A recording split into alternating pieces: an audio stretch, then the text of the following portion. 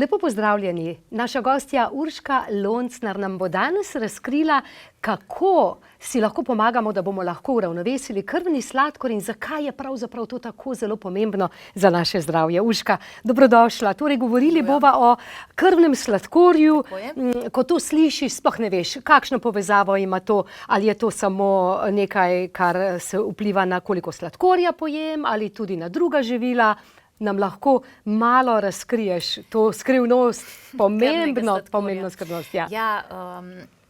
Ta naš krvni sladkor, glukoza, ki jo imamo v krvi, stabilnost je izjemno pomembna za vse. Tudi posledično za hormonsko ravnovesje, za delovanje našega celega telesa. Mislim, da se tega mi še premalo zavedamo. Se bolj ukvarjamo potem s temi posledicami, s hormoni. Ampak mi, ko jemo hrano, da ti razložim v osnovi, naša trebušna slinavka reagira in sproži hormon inzulin, zato da spravi ta sladkor v krvi spet v normalo. In zdaj, če mi jemo preveč sladko hrano, potem se sproži več tega hormona inzulina in sladkor nam pade močno v krvi. In to mi potem lahko občutimo recimo kot glavobol, meglo v glavi, posledično tudi kot anksioznost in depresijo, pa sploh ne vemo. Mogoče povezujemo to s kakšnim serotoninom, pa je lahko problem samo v nihanju krvnega sladkorja. Naše možganske celice so najbolj odvisne od glukoze. In zdaj, če imamo mi prenizek krvni sladkor kot posledica preveč sladke hrane, to pomeni, da možganske celice ne dobijo dovolj glukoze, ne dobijo dovolj hrane. To mi občutimo kot začeten simptom glavobol. Sčasoma te celice odmrejo. Posledica pa je tudi tega nihanja inzulinske rezistence, pa je, kot vemo, diabetes, sladkorna bolezen. Zato je izjemno pomembno, kakšen imamo ta krvni sladkor.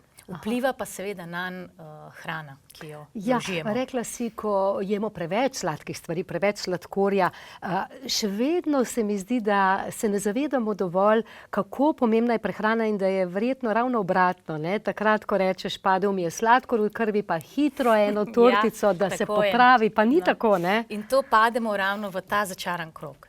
Pade mi sladkor, pojem nekaj sladkega, predelan sladkor, seveda, ki ti nabije krvni sladkor v krvi in potem je spet ta inzulin, izčrpavamo na ta način trebušno slinavko. Hkrati povzročamo to nenehno neravnovesje. Če že, na primer, začnemo dan, najbolj je pomembno, kako začnemo zjutraj zajtrk. Če bomo začeli z zajtrkom, ki ga predlagajo, ne vem, če vidiš reklame, zdrav zajtrk, rogljiček, ne vem, pomarančni sok, potem še kavica zraven, po možnosti bela kava s sladkorjem. To povzroči res neverjetno nihanje sladkorja. In s tem smo že začeli dan, si ga že uničili, ker bomo do konca dneva samo še lovili ta sladkor. To se tudi pozna. Jaz vidim, kad delam ženskami, začnejo tako dan, ali pa tudi otroci, že takoj kosmiče. Kosmiči niso zdrav zajtrk, to je samo sladkor. Bodo do konca dneva samo še lovili, iskali sladkarije, zato da bodo lovili to neravnovesje in se ves čas hranili s tem sladkorjem. Večja potreba bo tudi sladkorja zvečer. In tako vidimo, da imamo neko neravnovesje. Če imamo ogromno potrebo po sladkorju, recimo popoldan, zvečer. Zato je pomembno, da začnemo dan z zajtrkom, ki uravnava krvni sladkor. To pa je sladkorja, obvezno ga rabimo, zajtrk mora biti sladek, ampak polnovredni sladkorji, zdravi sladkorji iz sadja, recimo kakšne datlje lahko vključimo, ne vem, kakšen med. Idealna je recimo ovsena kaša. Za ovs so dokazali, da uravnava krvni sladkor.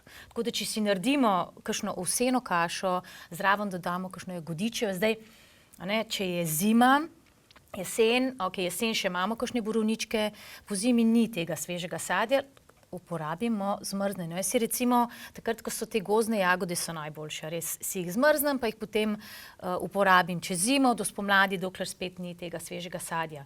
Se pravi, že pri zmrzovanju razmišljamo o tem, da bomo dali si vrečkice malo manjše, za en obrok. Ja, in potem to uporabimo čez zimo. Je idealno.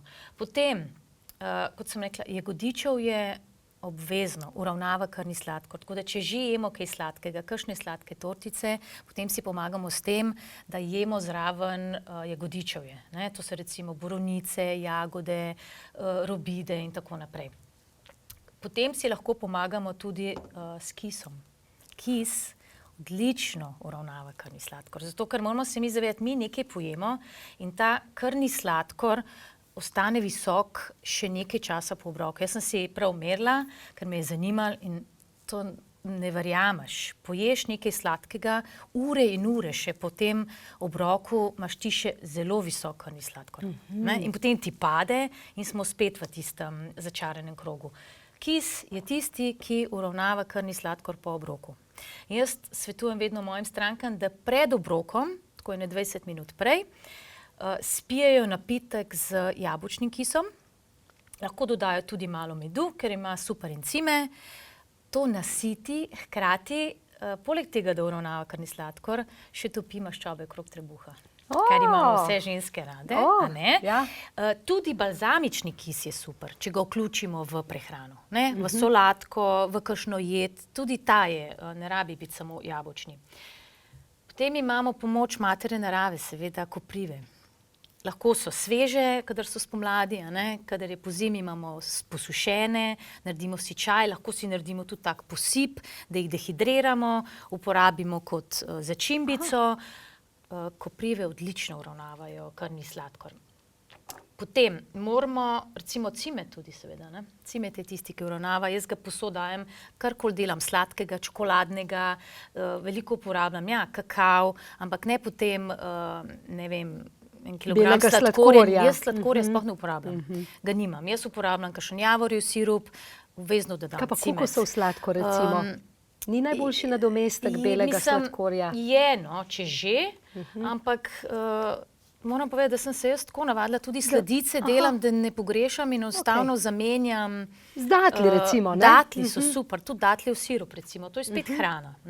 Potem moramo vključiti več, ni samo sladkor tisti, ki vpliva na naš krvni sladkor, so tudi maščobe.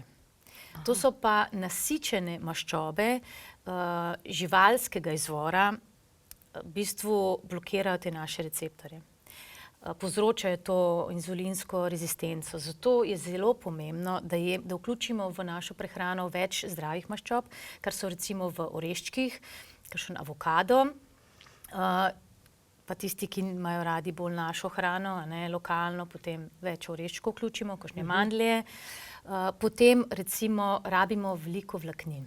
Vlaknine, ki so v stročnicah, v zeleni listnati zelenjavi, izjemno pomembne, v gomoljni zelenjavi za uravnavanje krvnega sladkorja. Potem imamo zdrave te polnovredne ogljikove hidrate, ki so v zelenjavi in v sadju, ki se postopoma razgrajujejo in se ta sladkor absorbira postopoma. To so take, če vključimo te strategije, kakšna semena lahko tudi vključimo, potem je ta krvni sladkor stabilen. Pa še to ne smem pozabiti, pravilna hidracija, seveda ključna. Tukaj se veliko ljudi, se mi zdi, še vedno je ogromno ljudi dehidriranih, tudi otrok. Če smo dehidrirani, občutimo kot neko tak občutek, da smo tako malo šibki, pa je dovolj, da takrat popijemo kozarec vode večkrat na dan. Točno to. In šibki smo včasih ravno od sladkorja, kar je en velik paradoks. No, naj vas spomnimo na čudovito revijo Zakladnica zdravja, ki se je v tej mesečni številki posvetila temu vprašanju in namenila kar nekaj besed težavam s krvnim sladkorjem. Mi se od vas poslavljamo s temi čudovitimi mislimi naše gostje in upam, da boste vzeli življenje in svoje zdravje v svoje roke in kakšnega zagotovo privzeli za čisto vsak dan.